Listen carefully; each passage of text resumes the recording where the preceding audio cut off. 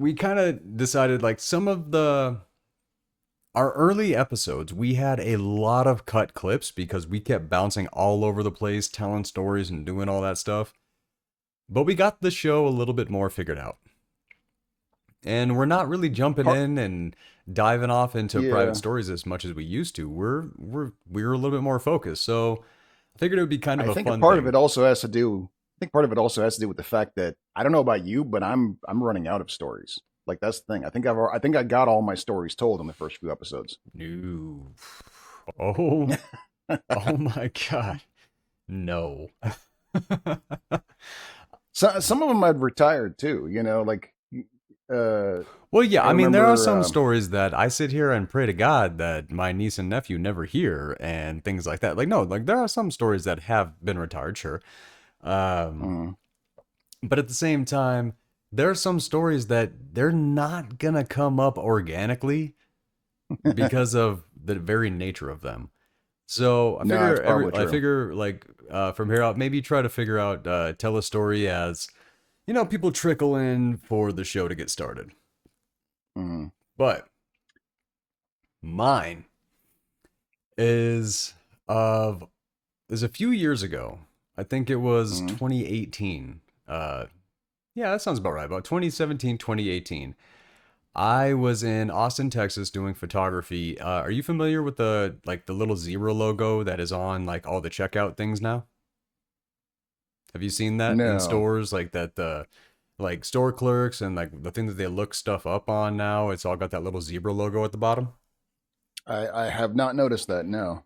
I might notice it because I was there. That was a Christmas party for that zebra company and the year that he became like a billionaire. So Hmm. very, very cool guy, everything like that. And I have a story about that, but I'll tell that one another time. See, that's the thing, Doc. Every one of these trips that I have come with like 5 stories a piece, and I have like a couple hundred trips. I just have to remember the damn stories. So and see, that's kind of the thing is that's yeah. Like it's kind of difficult for me to remember stories if there isn't an organic reminder of it. And if it's like if we saw have a movie that we just saw and I'm like, oh, I remember when that happened to me. Well, yeah, no, Like that is the very organic way it comes. But when yeah. you're just trying to like, hey, think of a story, that's about as difficult as, hey, don't think of the color red. Hmm. Like that's just not how that That works. yeah. Well, when you told me that you wanted to do this, when you said the first story I thought of was the last time that telling a story off the cuff backfired on me. Was that at the dinner where you told that story and everybody was just like horrified that you told that story? Nope. But that would have been a good one too. No, I apparently already I have have more that than one. I one of already those have that one stories. on a cut Yeah. clip in the channel. Yep. I got That that would have been one. that would so The yeah. one I where have more than your one of great those stories then. grandma got hit in the face by a cannonball. Yep. Yep. No, I got a few of those. That's why I'm not friends with Mormons. But How does that correlation work? Go back and see the clip. You'll find out. oh, that clip is up, and I left most of those details in there. The when I was down in Austin doing photography on this, I had never been to a Coyote Ugly before. Loved the movie when I was a Mm, kid. It was super fun, very sexy, everything like that. But because I went to Coyote Ugly in Austin, we went in there. It was kind of dead. 6th or 7th Street. I can't remember which one it's on. But we're walking down. We go in. I'm like, this is gonna be great. Completely empty. Nobody was there. And there were just like a few girls, a few women that were just kind of like hanging out, standing on the bar, just kind of leaning up on stuff. And we're like, mm-hmm. okay, well, this is kind of boring. So we leave, and then like 2 hours later, we go back, and it is packed.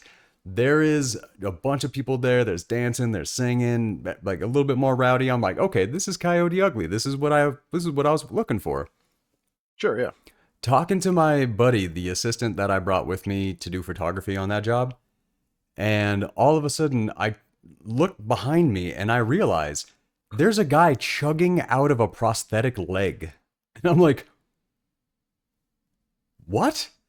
And I see him like he brings the leg down and he cleans it. He cleans it out. Everything is good, all that. And then he's about to put it back on his leg, and I'm like, "Whoa, whoa, whoa, excuse me, sir."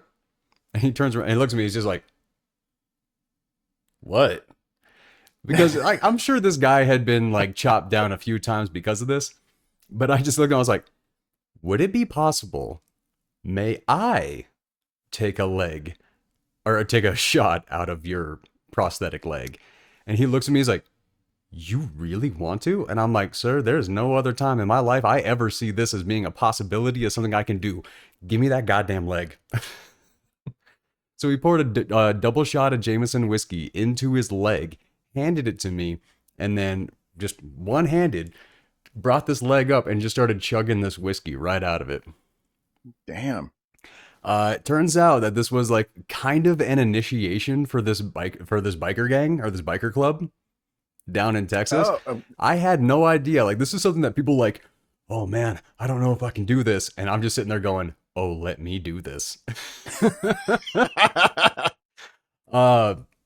I posted that picture on Facebook and I had like 1,000 comments. You're going to get a staph infection. That is crazy gross and all that. And I'm like, those are It's all the fucking reasons. whiskey, man. Those are all the reasons you wouldn't have done it. Those are all the Right. reasons other people wouldn't have done it. It just so happened my ass was sitting in that seat. And Yep. are you kidding me? That's a bucket list item that I never even knew I had. There you go. Yeah. So I wouldn't have considered that. No. no, I couldn't have come up with that. And that's But yeah, it's like best thing is like it's whiskey. Like they're like you literally like pour that shit on wounds. Are you kidding me? There's nothing more sanitary you could have drank out of it. Really? no, and that is like when you really think about Texas stories, because I've worked in Texas. I've done a lot of things down there. I've done the farming. I've ripped trees out of the ground with tree pickers and seen just snake dens and went, let's eat.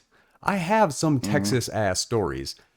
Drinking a double shot of whiskey out of a biker's prosthetic leg in Coyote Ugly in Austin, Texas, might be the most Texas story I have.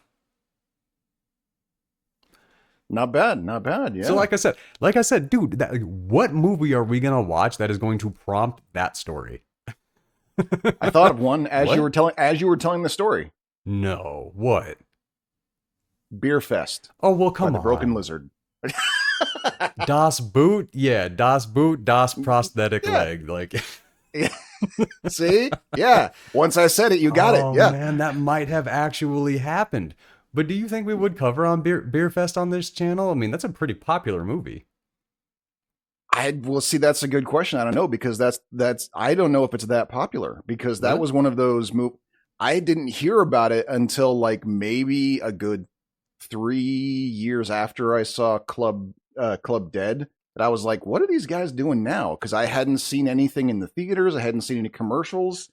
So as far as I knew, when I went to go looking to see what Broken Lizard's up to, and I saw Beer Fest on the IMDb, I was like, why didn't I hear about this movie? I have to see it. And it took some doing. I had to hunt it down. Really? Like they had it at Movie Madness. You know, of course they have all of them, of yeah, course. sure. But I didn't see it streaming anywhere. I didn't see it on Amazon. Like the only place I was able to get it was at Movie Madness. That's kind of crazy because I see Beer Fest like suggested to me like every once in a while on the streaming services. Really? Yeah. I've never A seen movie it anywhere. I have never had suggested is King Ralph. Did you see how many reviews King Ralph has in total? I did not. I saw on my service that it had a 23% on Rotten Tomatoes. It has less than 2,000 reviews. Wow. Yeah, I mean that is kind of an underground comedy, that's for sure. Yeah. It is, but man, I'm curious what you're gonna think about it. So, was the story you told the one you wanted to tell? Oh, just now about Microsoft? Yeah. No, it wasn't. No. Oh, okay. Well, then, What- all right. Then hit me or hit him with yours, and then afterwards we'll get going. Well, like I said, the story I had in mind when you said you want to tell stories, the first thing I thought of was the last time telling a story off the cuff backfired on me, and that was at a party. A friend of mine was having a housewarming party, and it was weird because it was kind of like an industry party at the same time. Like I knew the hostess, and that was it. I didn't know anybody else there. I think I already and- have this story as a cut clip on the channel. I don't think you've got this one. I'm pretty sure I haven't told this one to anybody since it happened. Okay. All right. Let's hear it.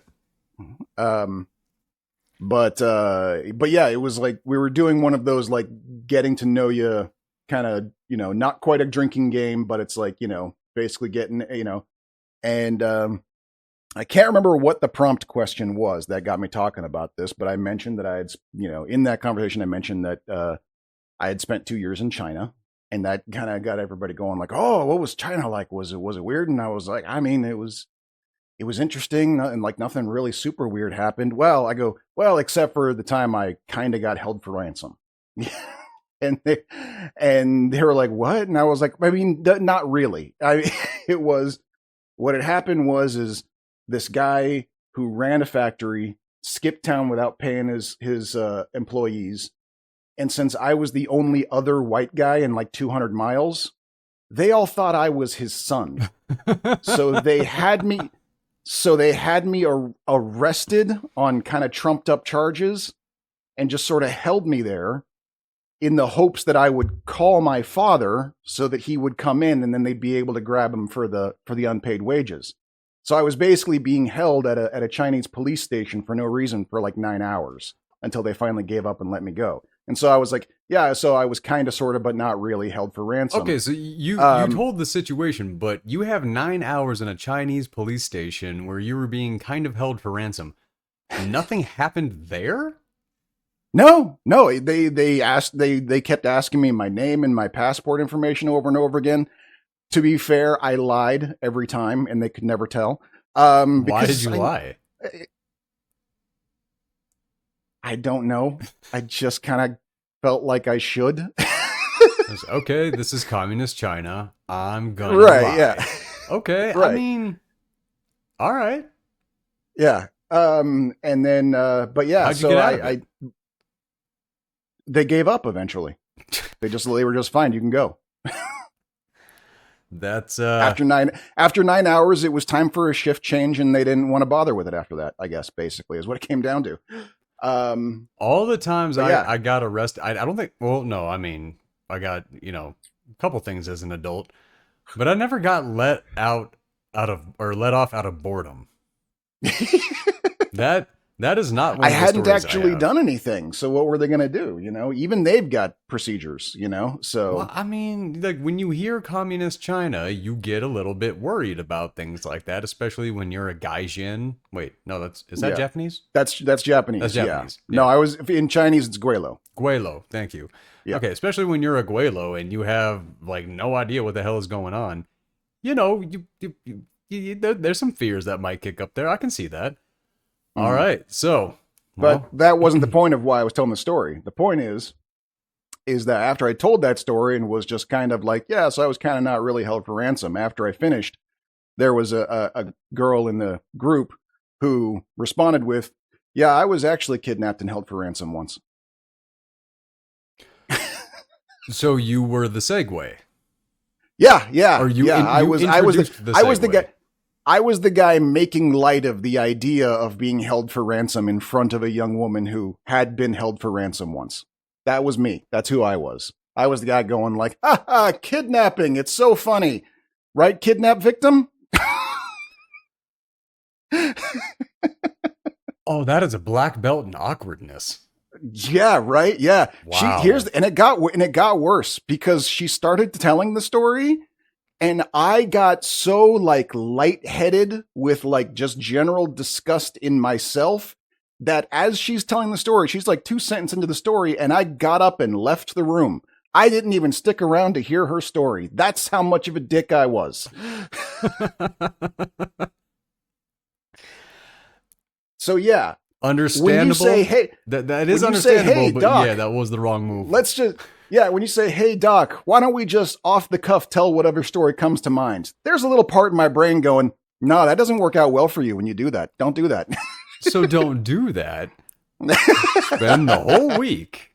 Just, if a story comes to mind, go, that's the one.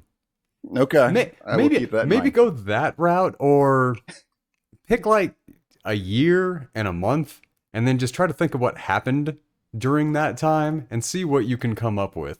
That might be fun because I might do something similar because there are a lot of eras in my life that I have forgotten. So I'm wondering if by doing something like this, I might be able to pick up a few of those stories because the whole time I was in Iraq, the whole time I was in Kosovo, that's a bunch of jackasses sitting around just doing stupid stuff and making funny stories. I Mm, yeah. barely remember any of them.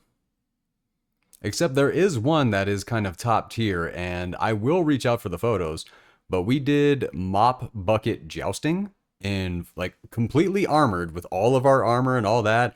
We had a mop in one hand, sitting in a mop bucket with another soldier behind us, pushing us towards each other, and we did mop bucket jousting.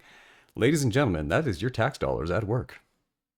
Dude, hey, you know what? I That's high honestly, I'm gonna morality tell you. or high I can tell you morale. right now. Yeah, I can tell you right now. I cannot think of a better thing to be spending our tax dollars on. Honestly. Well, I can, but I can think of a million things that we have done that should not have. Like that is better Okay. than let's see. That is better than pharmaceutical companies using tax dollars for advertisements. That is better Right. than police departments using our tax dollars to pay off lawsuits. That is better Mm-hmm. than let's not go down this road and let's get into the movie. Hey, I'm just glad you get it. That's all.